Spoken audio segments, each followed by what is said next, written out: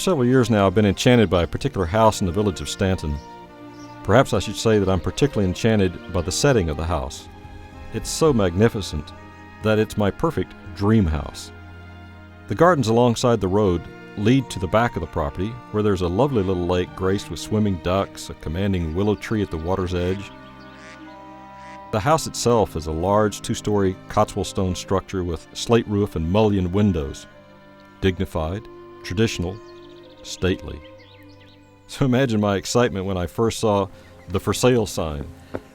My dream house. It's my dream house. I come by here all the time, and look, there's a for sale sign. It's for sale. My dream house is for sale.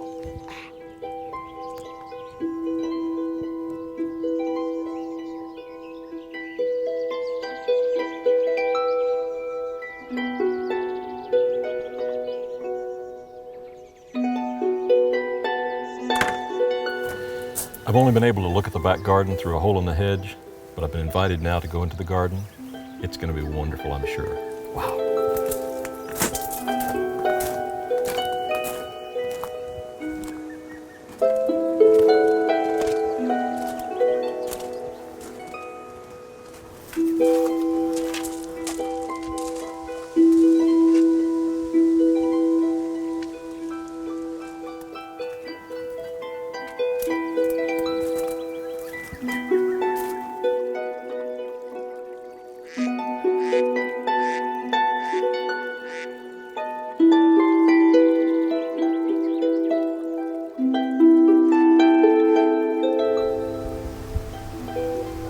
I mean, this is fabulous. From the road, I could only see a little sneak preview of the pond through the hedge. You get here and you can see these magnificent weeping willows. Look at these irises planted in the water and the water lilies. There's ducks over here with their own little island. Fish, of course. Fabulous.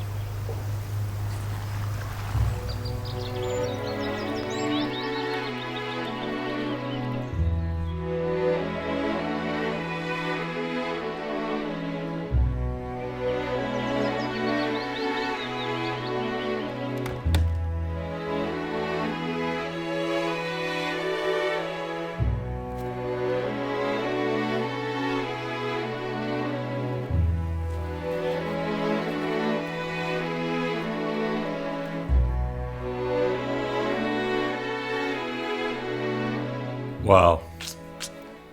The estate agent said I was going to love it. It's unbelievable. I mean, it's hard to describe this place. For an American particularly, it's just got all the charm. It's quintessentially British. It's got the old oak paneling that you'd find in all the old homes. It's got this wonderful wood-burning fireplace with the marble surround. And it's got this chandelier up here that it's just fabulous. Unbelievable. This is truly a dream house in every way. It's not just the outside. The inside is everything you'd ever want. And it's furnished in the same way that you'd want it furnished. I mean, it's just comfortable. You could move in here in a heartbeat and be at home. Dream house, definitely.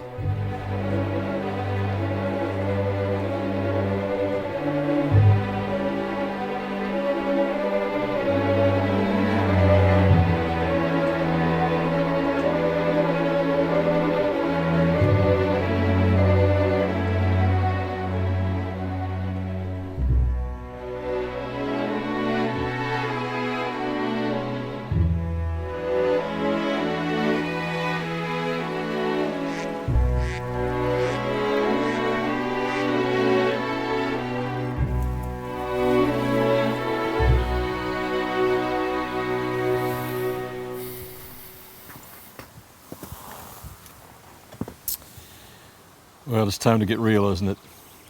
It's my dream house, it really is. But unfortunately, my dream house is only a dream. I don't think my bank manager would go for this. I mean, I might as well be thinking of buying Windsor Castle. It's just way beyond my means. So I guess I'll just have to go back to my little cottage in Buckland, reluctantly.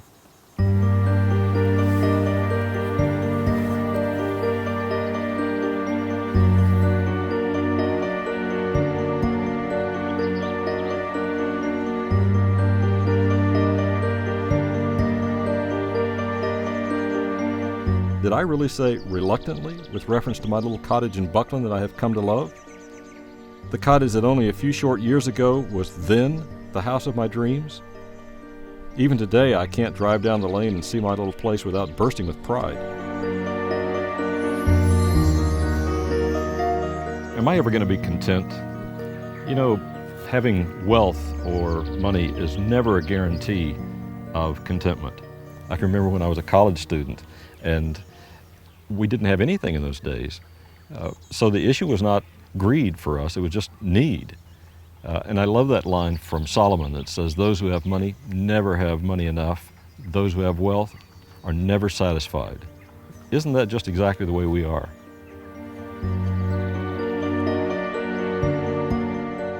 Those who constantly want more surely must have some twinge of conscience for all their material lust and avarice. This is the person Jesus described as the man who tore down his barns to build bigger ones. Watch out, he warned. Be on your guard against all kinds of greed. A man's life does not consist in the abundance of his possessions. And he told them this parable. The ground of a certain rich man produced a good crop. He thought to himself, what shall I do? I have no place to store my crops. Then he said, this is what I'll do. I will tear down my barns and build bigger ones, and there I will store all my grain and my goods. At first glance, this parable doesn't seem to fit the warning. What's wrong with building bigger barns if the ones you have aren't adequate to contain the crops you've been fortunate enough to harvest? Is that greed or simply need? What I'm learning about myself is that greed and need are often interesting bedfellows.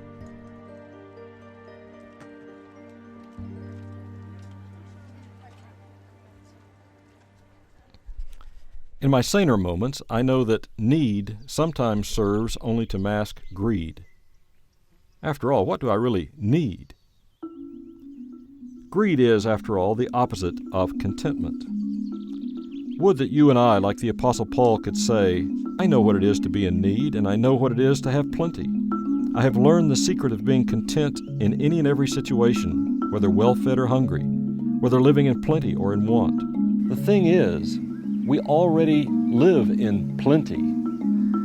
When will we learn that plenty doesn't have to be perfect?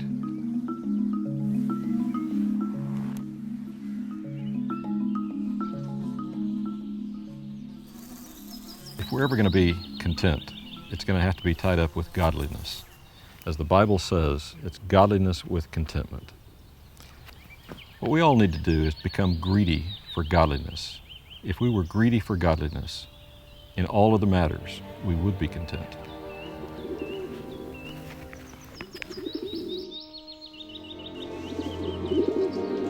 Those who can't live with godly contentment in the here and now will miss out on the joys of even the there and then.